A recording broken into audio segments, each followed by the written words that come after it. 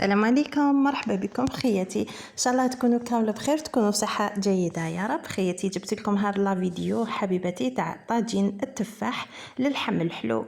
خياتي هنايا عندي 2 كيلو نتاع التفاح، هذا الصغير خياتي خاص بالحم الحلو، يجي بزاف بنين في الماكله نتاعو. راهو دوك الوقت تاعو خياتي اغتنموا الفرصه وخبوه رمضان، لخاطر رايح يبدا دركا واحد الشهر هكذاك يولي غالي التفاح.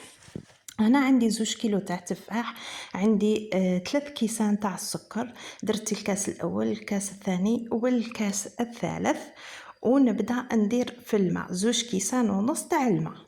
هذا الكاس الثالث تاع السكر، وهنايا نبدا ندير في الماء. درت 2 كيسان ونص تاع الماء، 3 كيسان سكر و2 كيسان ونص تاع ماء، يعني عطيتكم مقادير مضبوطه وناجح 100% حبيبتي. عطيتكم مقادير تاع 2 كيلو تفاح.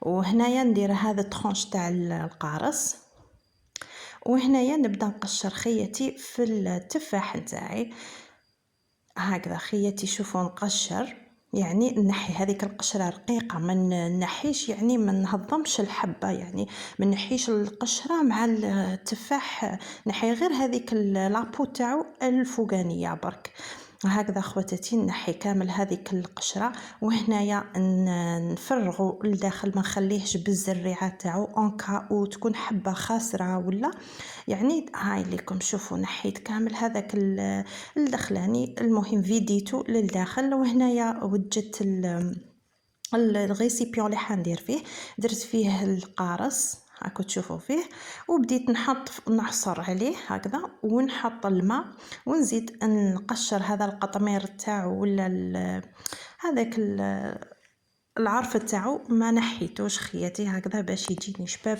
ان شاء الله كي نطيبوا اللحم الحلو. هكذا نزيد نقشر.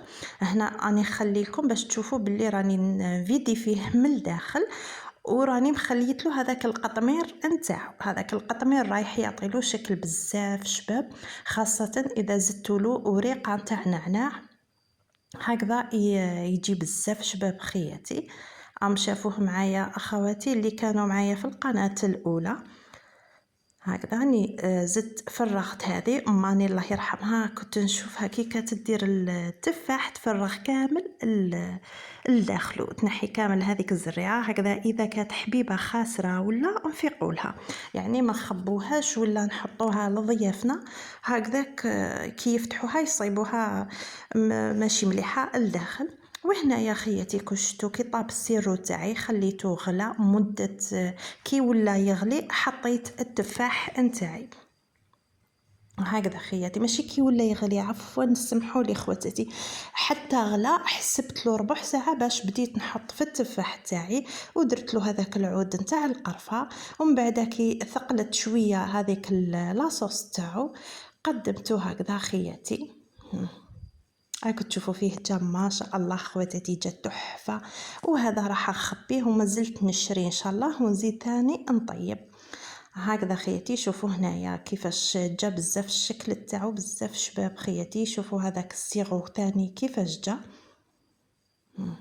ما جاني ماشي ثقيل وماشي خفيف بزاف.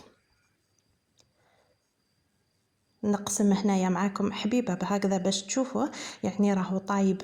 خليته انا طاب مليح هكذا. خطره اخرى نولي غير نجبد ونحط في اللحم الحلو نتاعي ان شاء الله يا ربي. ان شاء الله يدخل علينا رمضان بالصحه والهنا خياتي.